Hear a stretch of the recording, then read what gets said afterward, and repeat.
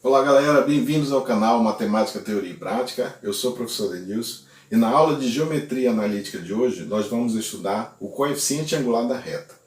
Vamos lá comigo. Vamos falar agora do coeficiente angular da reta, também chamado de declividade. Aqui nós colocamos as 4 formas como a reta pode se comportar no plano cartesiano. E aí nós vamos analisar cada uma delas.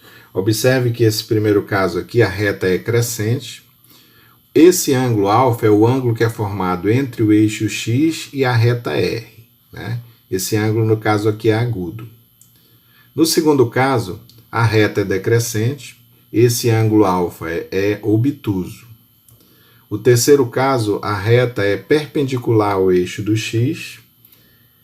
Tá? Esse ângulo aqui é reto, ou seja, ele vale 90 graus. E o quarto caso, a reta é paralela ao eixo do x, esse alfa é nulo, ou seja, ele é igual a zero. O que isso tem a ver com o coeficiente angular? O coeficiente angular é definido como a tangente desse ângulo de inclinação entre o eixo x e a reta. E isso nós vamos chamar de m. É ele que determina a declividade da reta. Então, no primeiro caso, o que determina quando a reta é crescente? Tá? Como é que nós vamos saber que ela é crescente? Através do coeficiente angular. Então, quando a tangente desse ângulo for um valor positivo, ou seja, quando m for maior que zero, essa reta tem um comportamento crescente. Quando esse ângulo, a tangente desse ângulo, o m, for um valor negativo, um valor menor que zero, o comportamento da reta é decrescente.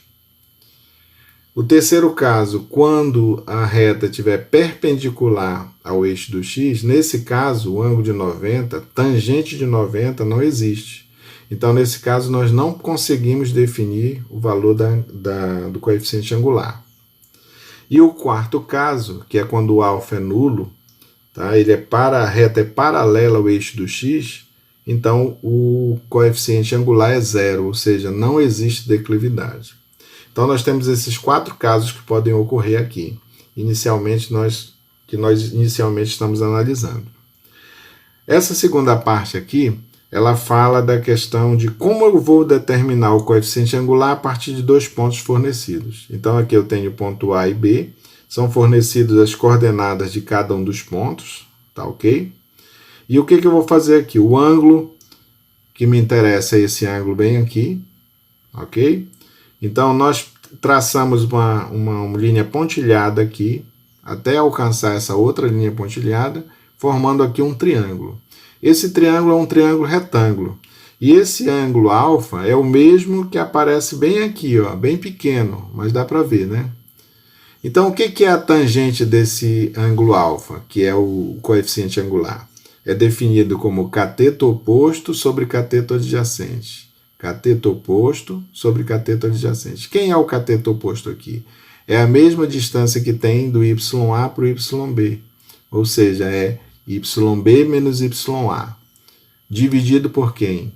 Pelo cateto adjacente, que é XB menos XA, que a gente vai colocar aqui embaixo. Então, aqui, através dessa igualdade, nós conseguimos calcular o coeficiente angular. M é igual a YB menos YA sobre XB menos XA, que são as coordenadas dos pontos. Ok? Vamos lá para um exemplo? Então, aqui no exemplo diz assim, calcule o coeficiente angular nos seguintes casos. Letra A, alfa é igual a 45 graus. Olha, quando nós formos resolver que ele forneceu o ângulo alfa, é bem fácil encontrar o coeficiente angular. O coeficiente angular, nós sabemos que ele é sempre igual à tangente do ângulo de inclinação, ou seja, ele vai ser igual aqui à tangente de 45. E quanto é a tangente de 45? A tangente de 45 é 1. Então, esse é o coeficiente angular de uma reta que tem uma inclinação de 45 graus. Tá? Então, nesse caso, ela é uma reta crescente, porque o valor do m deu um valor maior que zero. Ó. Primeiro caso, o ângulo é agudo. Letra B. Né? Calcular o coeficiente da reta que passa por A, 1,3 e B, 7,5.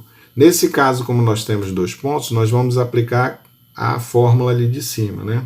Então, nesse caso, eu vou colocar aqui, m vai ser igual, vai ficar aqui, ó, yb menos ya, então 5 menos 3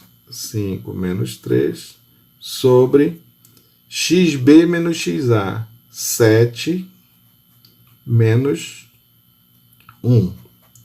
Isso aqui é igual 5 menos 3 dá 2. 7 menos 1 dá 6. E aqui você pode simplificar, gente. Nós vamos simplificar isso aqui tudo por 2. Então, aqui vai dar 1 e aqui embaixo vai dar 3. Então, o coeficiente angular da reta que passa pelo ponto A e B vai ser 1/3. Então, se o coeficiente é 1/3, ele é um valor maior que zero, né? Essa tangente. Então, ele se enquadra também no primeiro ponto, no primeiro caso.